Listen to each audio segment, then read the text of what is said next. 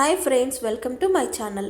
మన ముఖం పైన ఉన్న మొటిమల్ని తగ్గించడానికి, అకనే స్కార్స్ని తగ్గించడానికి, స్కిన్ అనేది గ్లోగా బ్రైట్గా తయారవ్వడానికి, పిగ్మెంటేషన్ని తగ్గించడానికి మనం సింపుల్గా ఇంట్లోనే ఫేస్ ప్యాక్ని యూస్ చేయడం వల్ల ఈ సమస్యలన్నీ తగ్గిపోతాయి.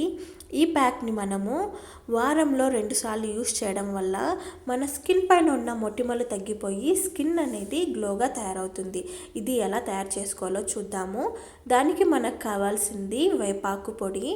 వేపాకుని మనము నీట్గా వాష్ చేసి ఎండలో ఎండబెట్టి మెత్తగా పౌడర్ చేసుకోవచ్చు, లేకుంటే రెడీమేడ్ది కూడా దొరుకుతుంది, అదైనా తీసుకోవచ్చు. ఈ వేపాకు పొడిని 2 స్పూన్స్ తీసుకుందాము. వేపాకు మన చర్మ సౌందర్యానికి చాలా బాగా యూజ్ అవుతుంది. ఇందులో మనము పసుపును కూడా యాడ్ చేసుకుందాము.